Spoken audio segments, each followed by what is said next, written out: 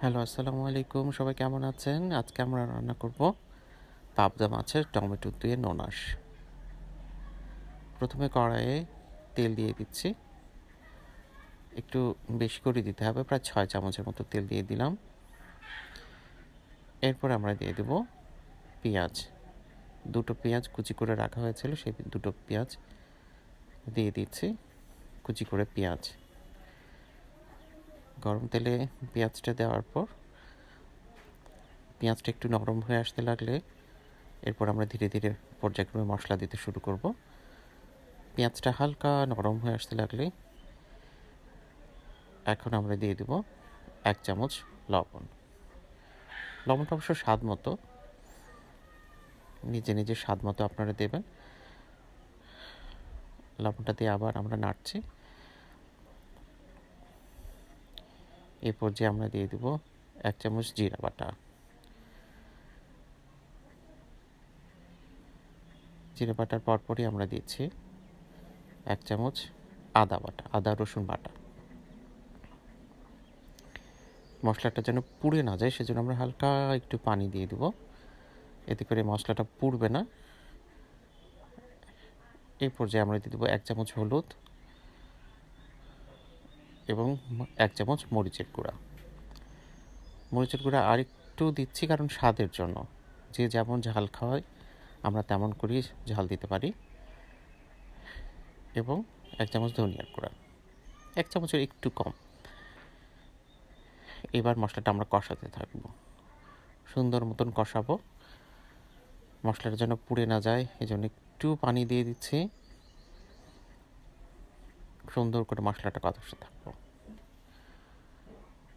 মশলাটা কষানো হয়ে গেলে এরপরে আমরা আমাদের রান্নার মূল উপকরণ মাছ দিয়ে দেব। আজ যেহেতু আমরা পাবদা মাছ রান্না করছি, পাবদা মাছ কাঁচা ভুনা করলেই সবচেয়ে বেশি মজা লাগে। তাই পাবদা মাছ আমরা দিয়ে দিচ্ছি এই কষানো মশলার মধ্যে। আলতো করে মাছগুলো বসিয়ে দিলাম। এবার সাথে সাথে পানিও দিয়ে দিচ্ছি যেন মশলা এবং মাছটা পুড়ে না যায়। যেহেতু পাবদা মাছ একটু নরম প্রকৃতির, তাই খুন্তি দিয়ে না নেড়ে আমরা ঝাঁকিয়ে দিলাম। আলতো করে মাছগুলো বসিয়ে দিচ্ছি। খুব সহজেই যেন সিদ্ধ হয়ে যায় এবং মশলাগুলোর সাথে যেন মিক্সড হয়ে যায়।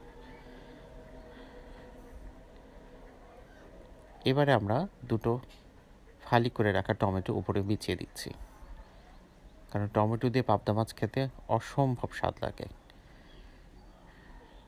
আমরা সুন্দর করে বসিয়ে দিলাম ২টো ফালি করে রাখা টমেটো।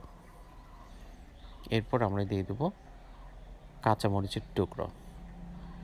এটা ফ্লেভারের জন্য, যে যেরকম ঝাল খেতে চান ঠিক তেমন দিয়ে দেবেন। আমি এখানে ৪টা কাঁচামরিচের টুকরো দিয়ে দিলাম।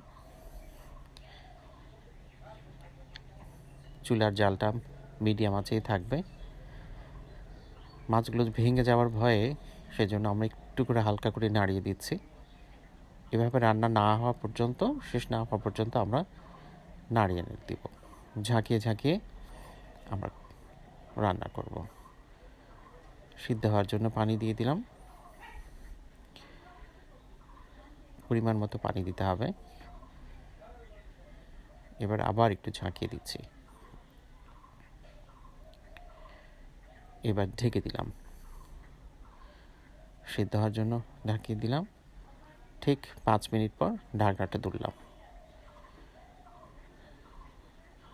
হালকা করে নেড়ে দিচ্ছি।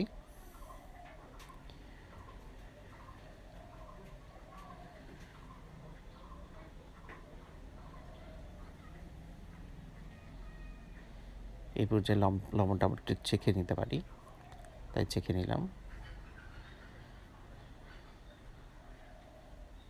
রান্নাটা হতে থাকুক। এই পানিটা কমে আসতে লাগলেই আমরা বুঝে যাব যে আমাদের রান্না হয়ে যাবে।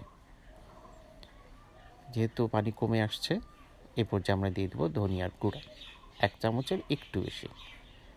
জি, ধনিয়া গুঁড়া দেওয়ার পর আমরা একটু অপেক্ষা করব এবং মাঝে মাঝে এইভাবে একটু ঝাঁকিয়ে দিব যেন ধনিয়ার গুঁড়গুলো পুরো মশলার সাথে মাছের সাথে মিশে যায়। ধীরে ধীরে পানি কমে আসছে এবং যখন তেল উঠে আসবে তখনই আমরা বুঝে নেব যে আমাদের রান্নাটা হয়ে গেছে।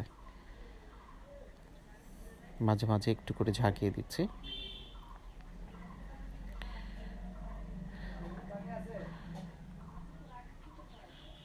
আবার একটু ঝাঁকিয়ে দিচ্ছি। ঝাঁকিয়ে দিলেই বুঝতে পারবো ধীরে ধীরে ধীরে ধীরে যেন তলায় না লেগে যায়, সেই জন্য আমরা এই প্রসেসের এটা রান্না করছি।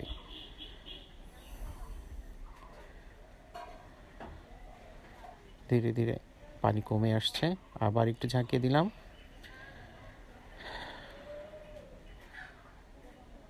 চুলার আঁচ মিডিয়ামেই আছে। এইভাবে আর বেশ কিছু 2 থেকে 3 মিনিট আমরা অপেক্ষা করব।